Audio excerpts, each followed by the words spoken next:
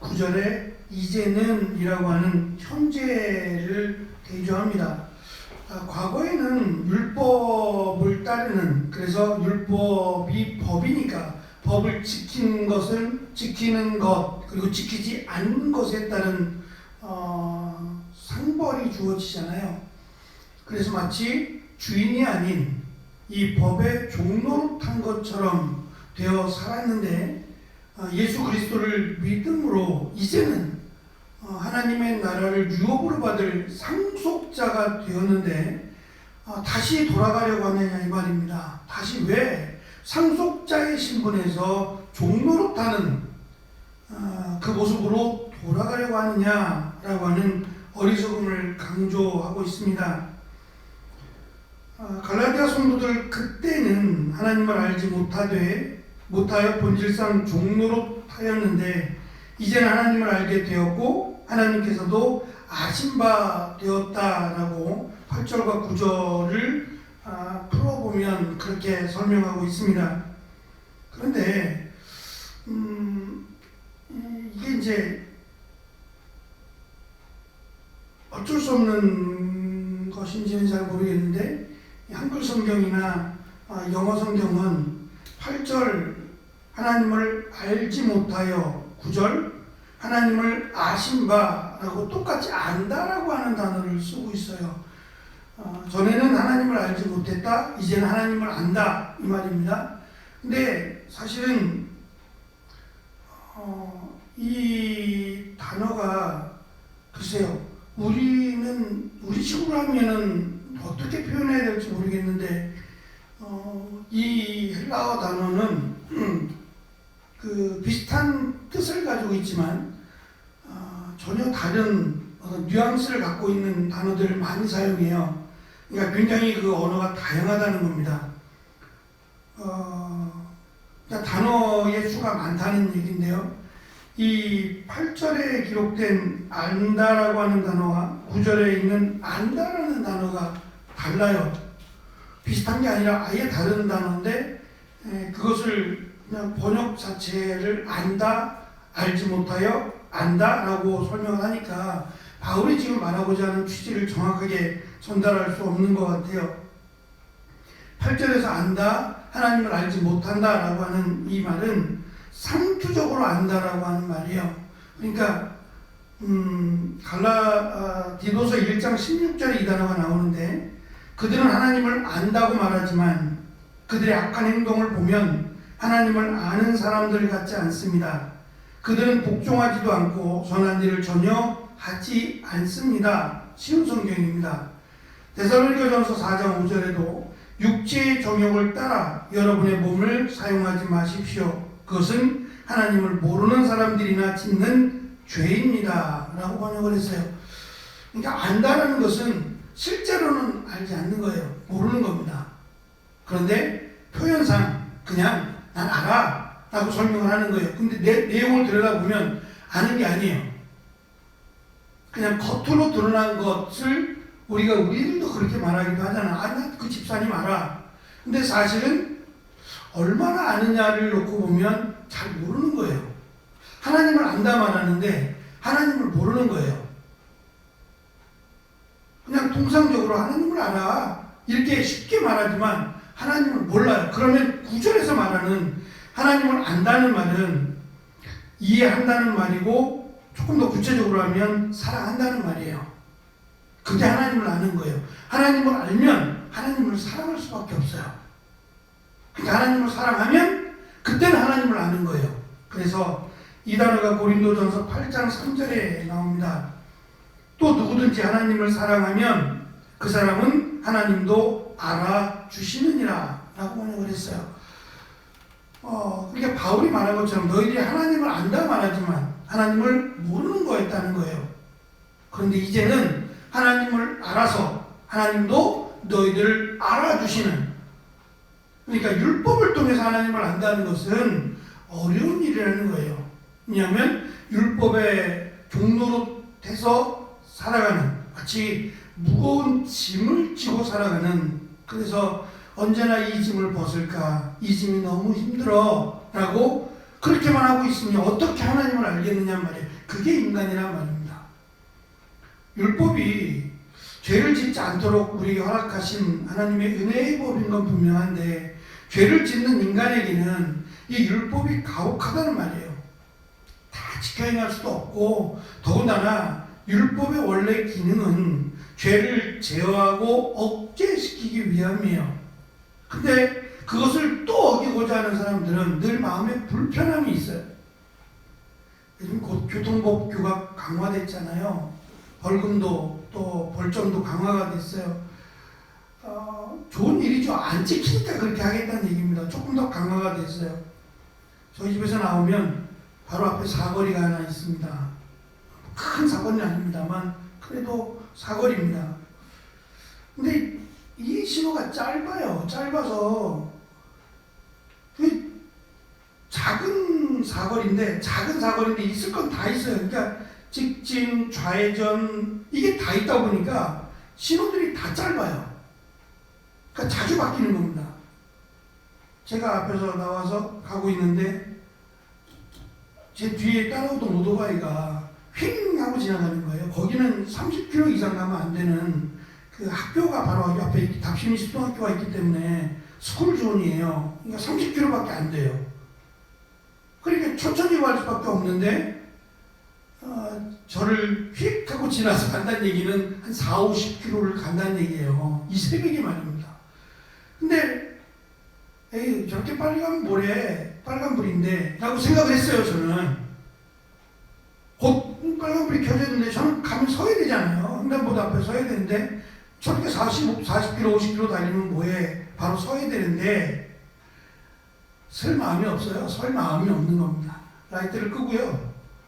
제가 라이트를 끄면 번호판이 가려지잖아요. 번호판에 불을 끄겠다는 얘기예요. 번호판에 불을 끄고 가는 거예요. 저건 안 지키나? 뭐 해보고 싶은 마음은 없어요. 해보고 싶은 마음은 없는데 라이트를 다 끄고 지나가면 바로 앞에 뭐라 그럽니까? 써있거든요. 그게 써있기도 하고 카메라가 있어서 찍는데 안 찍히나?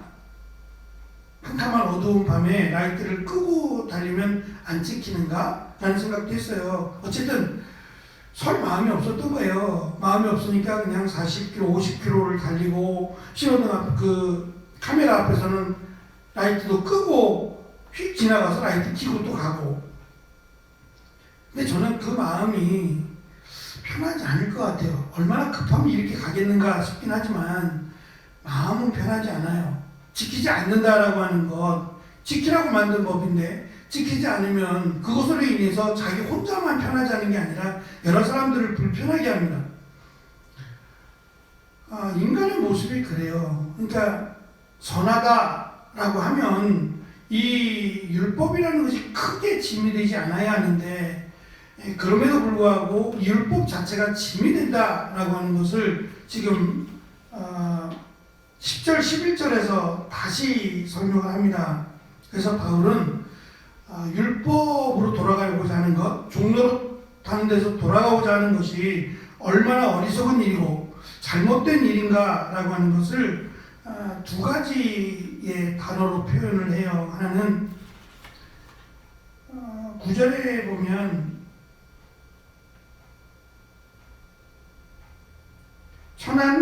약하고 천한 초등학문으로 돌아가서 라는 설명입니다. 돌아간다라고 하는 이 단어가 원래는 우상을 섬기는 것에서 하나님께로 회심하여 돌아오는 때 쓰는 단어예요. 그러니까 하나님이 돌아오라, 이스라엘 백성들에게 돌아오라고 외쳤던 그 단어예요. 선지자들을 통해서 수도 없이 돌아오라고, 너희 하나님께 돌아오라고, 우상을 섬기던 그 악한 모습에서, 죄악된 모습에서 하나님께로 돌아오라고 수도 없이 외쳤던 바로 그 단어예요. 다시 돌아간다는 거예요. 하나님을 섬기는 하나님의 자녀, 하나님의 상속자에서 다시 돌아가서 그 어리석었던 하나님의 심판의 때로 다시 돌아가고자 하느냐. 어찌 보면 굉장히 파격적인 단어죠. 율법이 악한 거 아니에요. 분명히 율법이 잘못되지 않았습니다. 그러나 율법으로는 구원을 받지 못해요. 그것 때문입니다. 율법으로는 구원을 받지 못해요. 그래서 다시 율법을 통해서 무언가를 얻으려고 그들이 말하는 의롭게 되려고 한다면 그것이 얼마나 어리석은 일인지 다시 돌아가려고 하느냐? 하나님을 버리고 우상에게로 다시 돌아가고자 하느냐라고 하는 의미에서 이 단어를 사용합니다. 두 번째는 약하다, 천하다라고 하는 한글 성경은 개혁 성경은 천한 그리고 개혁 개정 성경은 천박한이라고 번역을 했어요. 천하다라는 거 모자랐던 것 같아요. 그래서 천한, 천박한이라고 번역을 했어요. 이 단어가 저는 어떻게 해서 이렇게 천박하다라는 단어가 됐지? 이분이 궁금해요, 사실은. 왜냐하면 이 단어가 그냥 문자적으로 보면 가난하다는 단어예요. 근데 보편적으로 대부분은 가난하다고 써요. 대부분. 근데 어떻게 이 단어를 천박하다로 끌어왔을까? 참 이분이 신기해요, 사실은. 이 번역하신 이분이 누군가 궁금해요. 이걸 어떻게 천박하다고 끌고 왔을까? 근데 90%가 가난하다라고 쓴다면 10%가 하나님과의 관계 속에서 가난하다라고 하는 얘기는 결국 하나님의 뜻을 모른다는 얘기거든요.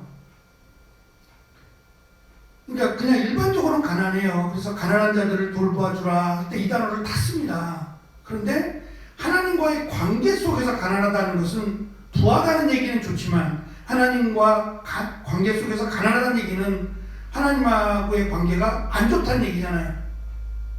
그래서 하나님의 뜻을 모른다라고 할 때 이 단어를 아주 작게 사용하는데 바울이 이 표현을 썼어요. 하나님을 안다 하지만 하나님의 뜻을 전혀 모르는 것과 같다는 거예요. 그것은 하나님의 뜻을 알면 다시 율법으로 돌아가서 거기서 의를 찾고자 하지 않는데 하나님의 뜻을 모르니까 그런 거 아니냐라고 지금 조목조목 설명하면서 결코 그것으로 가서는 안 된다라는 것을 강조합니다. 10절에서 날, 달, 또 해, 이것은 시간을 상징하는 거고요. 제사와 관련된 거예요. 날은 안식일, 달은 월삭을 의미하고 절기는 유월절, 오순절, 장막절 등과 같은 유대의 큰 절기를 의미하고 해는 안식년과 희년, 새해를 알리는 나팔절 등을 의미하는데요. 그냥 이것이 어떤 의미로서 중요한 게 아니라 제사가 있어요. 여기와 관련된 제사를 중요하게 여겼다는 거예요. 날들의 의미를 두는 것은 중요해요. 왜냐하면 그 정한 날 안식일이 주는 의미가 있잖아요. 안식일에 손을 씻는다 이런 어떤 의식적인 일 말고 안식일이 주는 기쁨이라고 하는 하나님이 우리에게 안식일을 주신 것은 기뻐해야 되는 날이거든요. 그래서 저는 주일날이 기다려야 되고 주일날이 기쁨의 날이 되어야 된다고 생각해요. 근데 과연 우리에게 있어서 주일날이 일주일 가운데 가장 기다려지고 가장 소중한 날이냐 이거예요. 그래야 되는데 그래야 정말 이 안식일에 대한 진정한 의미가 되거든요. 기쁨이란 뜻이니까. 희년도 마찬가지고 희년의 의미를 지키고 그 의미를 되새기려고 노력하는 게 중요하지 그때 어떤 의식적인 일들을 오히려 더 중요하게 여기는 것에 대해서 그렇게 해서 너희들이 의롭게 되고 그렇게 해서 너희들이 하나님을 안다고 말하겠냐 이거예요. 하나님의 진정한 의미를 아는 것은 결국 그것을 통해서 하나님의 나라가 이 땅에 세워지는 일이요. 하나님의 뜻이 이 땅에 펼쳐지도록 하는 것이 가장 소중한 의미가 아니겠느냐라고 하는 것이 바울의 주장입니다. 마지막으로 바울은 11절에서 이 잘 쓰지 않는 말인데 헛되다라고 하는 말을 썼어요. 내가 지금껏 너희들에게 복음을 전하고 또 다시금 마음에 근심이 있어서 너희들에게 갈라디아서라고 하는 편지를 보내게 되는 이 모든 것들을 헛되게 만드는 것이라는 거예요. 사실 바울은 자신이 한 일에 대한 평가를 적게 받거나 그런 일이 억울하다는 게 아니에요. 자신이 전한 복음이 헛되게 되는 게 안타까운 겁니다. 자신이 사람들로부터 어떠한 욕을 먹고 그랬더라면 편지를 쓰지 않았을 거예요.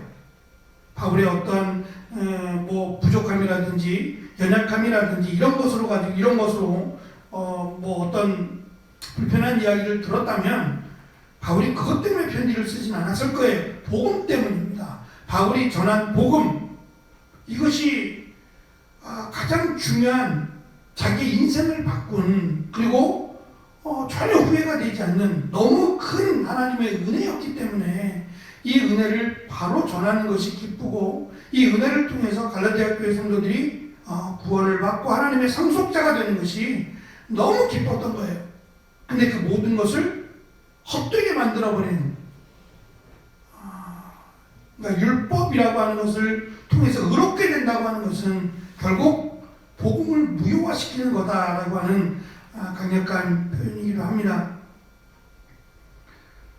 그래서 저는 이제 구약 성경을 중요하지 않다는 게 아니라, 구약 성경은 앞으로 오실 메시아에 대한 그림자라고 성경이 말씀하잖아요. 그러니까 제가 구약 성경을 이렇게 신약 성경에 비해서 작게 가지 않고 좀 굵직하게 가는 이유가 덜 중요하기 때문이라기보다는 가장 확실한 답을, 그 복음에 대한, 예수 그리스도에 대한 가장 확실한 답은 신약 성경에서 주고 있기 때문이요, 이루어진 성취가 된 사건이기 때문에 가장 확실하고 보다 중요하게 여기는 겁니다. 그러니까 바울이 바울 될 수 있도록 만들어 준 것은 사실 그게 배경이 아니라 복음입니다. 그리고 거기에 하나님이 은혜를 부어 주신 거죠. 그래서 바울이 몸부림치는 것은 내가 이 복음 앞에 부끄럽지 않기를 바울은 몸부림칩니다. 복음 자체가 하나님이시고 예수 그리스도이기 때문이죠. 그래서 오늘도 우리가 일상 속에서 한 주간을 살아가지만 그 일상이 하나님과 동떨어진 그런 삶이 아니라 하나님과 함께하는 삶으로, 또 이것을 우리가 함께 은혜로 나눌 수 있는 그런 시간들로 채워간다면 또 소중하고 또 우리에게 주신 은혜의 시간이 되지 않을까라고 하는 생각을 가져봅니다. 기도하겠습니다.